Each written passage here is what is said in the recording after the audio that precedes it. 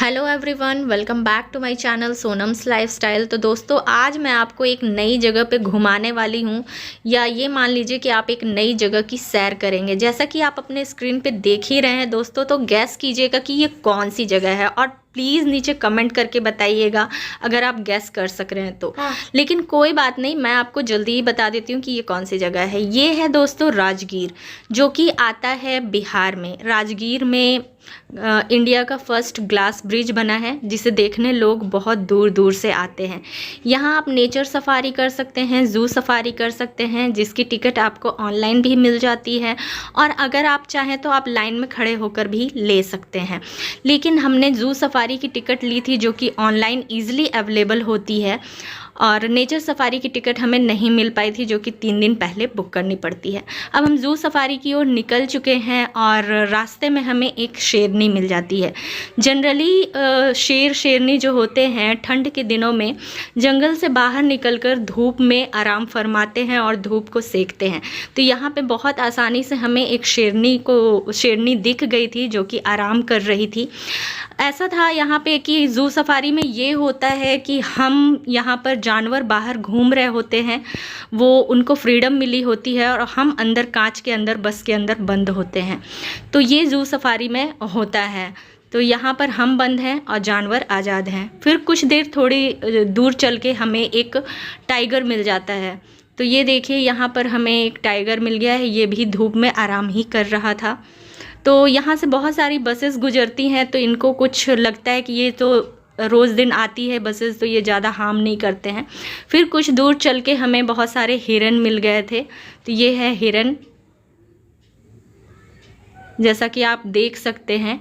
यहाँ पर सभी धूप में बाहर अपने आप को सेकने के लिए आए हुए हैं, और हमें सारे जानवर, बहुत ही प्यारे प्यारे जानवर दिख रहे थे, और हम अपने पास से, एकदम कांच के पास से देख पा रहे थे इन सारे जानवरों को, और बहुत ही अच्छा फील हो रहा था। इस बार हम लोग बस के अंदर बंद थे और ये जानवर फ्री थे।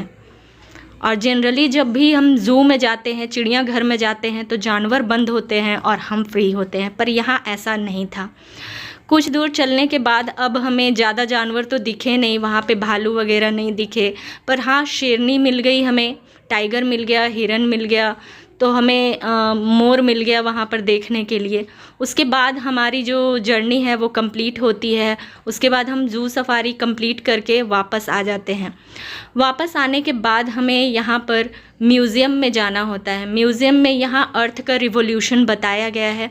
जैसा कि आप अपने आँखों के सामने देख रहे हैं, यहाँ अर्थ का पूरा रिवॉल्यूशन म्यूज़ियम में दिखाया गया है कि अर्थ कैसे कैसे बना है। पहले अर्थ जो है वो आग का गोला था, फिर बर्फ़ का गोला हुआ, फिर गैस का गोला हुआ, उसके बाद धीरे धीरे करके हमारी अर्थ बनी।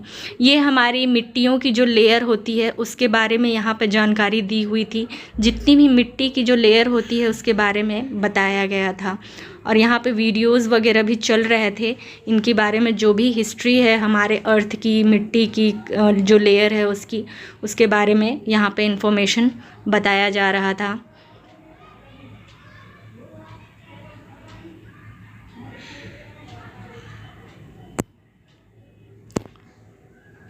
साथ ही साथ दोस्तों, यहाँ पर जो ह्यूमन रिवॉल्यूशन है, मतलब जैसे कि हम आदि मानव से कैसे एक इंसान के रूप में अभी प्रेजेंट हैं, उस तरह का जो ह्यूमन रिवॉल्यूशन है उसके बारे में भी यहाँ पे दिखाया गया, और उससे रिलेटेड भी जो इन्फॉर्मेशन थी वो यहाँ पर वीडियो के माध्यम से, ऑडियो विजुअल के माध्यम से यहाँ पे बताया जा रहा था कि किस तरह ह्यूमन का, मानव जाति का विकास हुआ।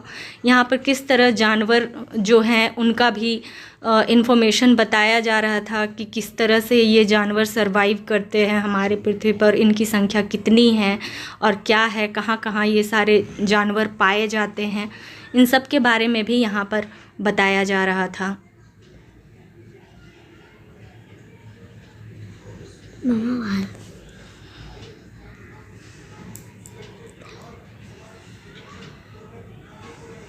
जैसा कि आप देख सकते हैं, यहाँ पर म्यूज़ियम में इन सारी चीज़ों को हम देख पा रहे हैं।